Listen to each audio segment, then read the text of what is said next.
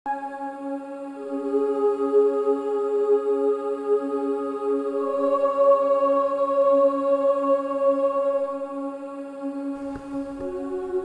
संप्रदाय के शिववतारी गुरु गोरखनाथ की पावन भूमि गोरखपुर।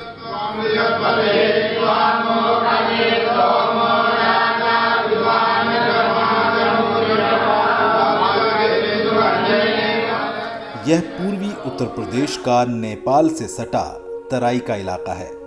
विभिन्न नदियों और सुंदर घने वनों से घिरा हुआ यह भूभाग आने वाले समय में इको टूरिज्म की दृष्टि से प्रदेश के नक्शे पर चमकने को तैयार है।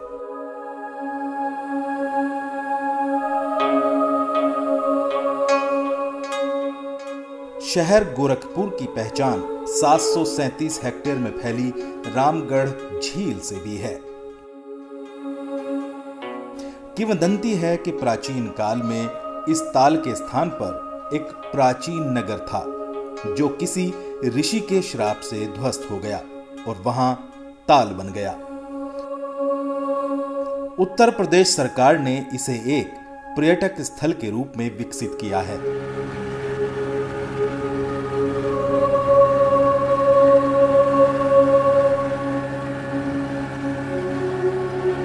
नौका विहार और लाइट एंड साउंड का कार्यक्रम यहां के प्रमुख आकर्षण हैं। रामगढ़ झील उत्तर प्रदेश का पहला अधिसूचित वेटलैंड है जिसे रामसर साइट्स की सूची में शामिल किए जाने का प्रस्ताव है। उत्तर प्रदेश सरकार के द्वारा पर्यटकों को आकर्षित करने और इको टूरिज्म को बढ़ावा देने के लिए 75 करोड़ की लागत से एक इंटरनेशनल वाटर स्पोर्ट्स कॉम्प्लेक्स भी निर्मित किया जा रहा है। हर शाम बड़ी संख्या में लोग यहां प्रकृति का आनंद लेने के लिए आते हैं। रात को तो इसकी छटा देखने लायक होती है।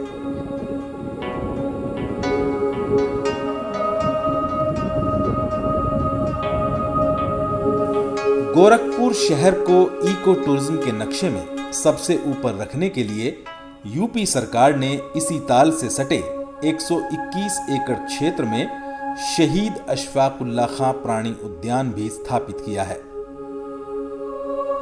इस प्राणी उद्यान का लक्ष्य वन्य जीवन के संरक्षण एवं संवर्धन के साथ लोगों का मनोरंजन करते हुए उन्हें वन्य जीवन के प्रति संवेदनशील भी बनाना है। इस चिड़ियाघर का निर्माण कार्य फिलहाल अपने अंतिम चरण में है। इस प्राणी उद्यान में विशेष रूप से उत्तर प्रदेश का पहला इंडोर बटरफ्लाई पार्क भी बनाया गया है जिसमें 40 से अधिक प्रजातियों की तितलियां आकर्षण का केंद्र रहेंगी। इसके परिसर में 34 एकड़ का हिस्सा वेटलैंड का भी है। ये प्रदेश का इकलौता चिड़ियाघर है जिसके पास हरे भरे विभिन्न प्रजातियों के युवा पेड़ों और जलीय वनस्पतियों से भरा हुआ अपना वेटलैंड है। हर वर्ष जब तापमान गिरने लगता है तो बड़ी संख्या में प्रवासी पक्षी आते हैं। शहर के पूर्वी छोर पर गोरखपुर कुशीनगर राजमार्ग पर स्थित यह वनाच्छादित भूभाग कुसमही जंगल कहलाता है। इसका कुल क्षेत्र 2000 हेक्टेयर है और इसमें विभिन्न प्रजाति की वनस्पतियां और सागौन के पेड़ हैं। इसी जंगल के 50 हेक्टेयर के भाग में यूपी सरकार ने सिटी फॉरेस्ट योजना की घोषणा की है।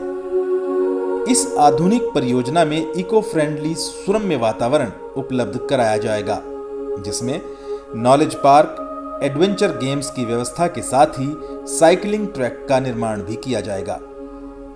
इसी जंगल के मध्य भाग में स्थित बुढ़िया माता के सिद्ध मंदिर में आप सड़क से 900 मीटर पैदल चलकर पहुंच सकते हैं।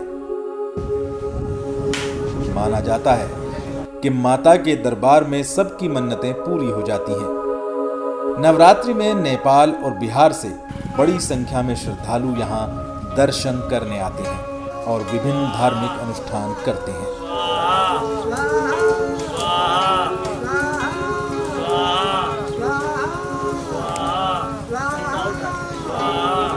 कुसमही जंगल के भीतर ही विनोद वन है। इसे मिनी जू भी कहा जाता है, जिसमें तरह तरह के पक्षी,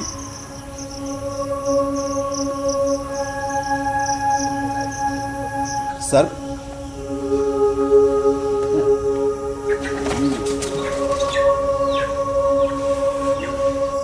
और हिरणों की कई प्रजातियां हैं।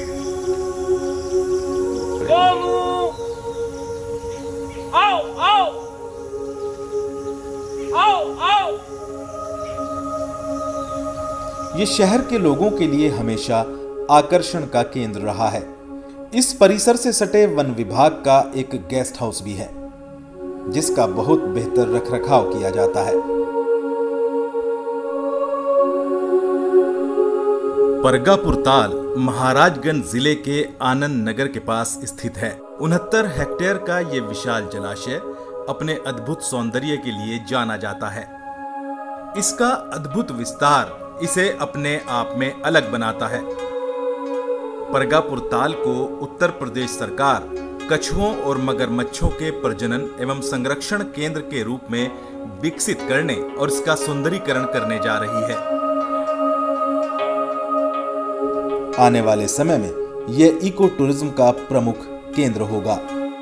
चारों तरफ से सघन वनों से घिरे होने के कारण वन रक्षक वन संपदा की रक्षा करने के लिए इस ताल में सघन पेट्रोलिंग भी करते हैं। यह गोरखपुर शहर से लगभग 51 किलोमीटर की दूरी पर स्थित है।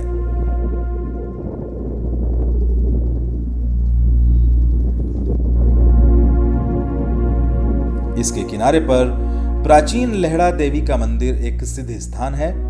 महाभारत काल का यह मंदिर घने जंगलों से घिरा हुआ था और पाह नदी के किनारे स्थित था। कहा जाता है कि पांडव अपने अज्ञातवास के दौरान यहाँ आए थे। यहाँ बड़ी संख्या में श्रद्धालु अपनी